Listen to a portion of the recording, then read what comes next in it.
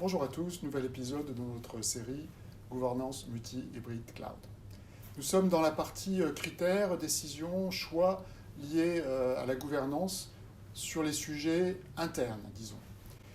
On a parlé des RH, de la technologie, de la sécurité, des métiers, des vraies contraintes métiers. Il en reste deux qui nous paraissent importantes et qui influent sur les choix de type de cloud aussi.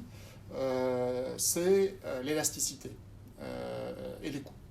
L'élasticité, si vous vous rappelez, il n'y a pas très longtemps, quelques 3-4 ans, la grande promesse des fournisseurs de cloud public, c'était je vous facture à la minute. Et tout le monde trouvait ça super important. Puis finalement, on s'est rendu compte qu'une facturation à la minute, ça n'avait aucun intérêt. Sauf vraiment pour des besoins extrêmement spécifiques, comme le calcul par exemple. Finalement, la majorité des métiers, la majorité des entreprises, la majorité des sujets au sein des entreprises n'ont pas besoin de ce type d'élasticité.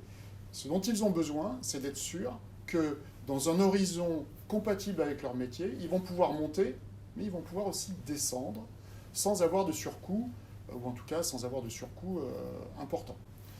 Donc, on voit bien que cette élasticité, elle va être totalement différente selon qu'on est dans le B2C sur des portails, par exemple commerce et évidemment tout ce qui est back to school, Noël, tout ça, crée d'énormes flux, par exemple, dans le retail online ou pour les industriels qui vendent en direct, au B2C. On voit bien que pour faire tourner la compta, la finance, et la paye, on a quelques montées, descentes en charge. Est-ce que c'est vraiment très important de pouvoir multiplier la puissance par 2 ou par 3? Pourquoi pas? Mais dans ce cas-là, il faut que ça soit raisonnable. Et donc qu'on ait des besoins réels d'élasticité, pas rendus extrêmes, parce qu'évidemment, on va payer cette élasticité par aussi un impact sur les choix et donc sur la complexité de ces choix. Le dernier, c'est les coûts. On l'a mis en dernier, évidemment, mais même si c'est évidemment le sujet finalement qui était présenté comme le sujet principal du passage vers le cloud dès le début.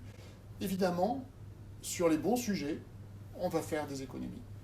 Évidemment, sur les bons sujets, on va avoir un bon modèle de prix. Évidemment, on va pouvoir, si ce n'est pas déjà le cas, passer en mode OPEX. Si ce n'est pas encore le cas, on va pouvoir avoir de la variabilité. Donc tous ces coûts, évidemment, vont influencer le type de choix. Et le type de choix, à nouveau, il doit d'abord dépendre des critères qu'on a vus avant, parce que finalement, le coût n'est que la résultante d'une appropriation réelle par les métiers ou les DSI métiers et l'IT, le CTO, l'infrastructure et le CISO de tout ce qui va faire qu'on va avoir la meilleure solution, la plus adaptée, pas forcément ultra tailor-made, mais en tout cas avec le meilleur prix et donc le meilleur TCO.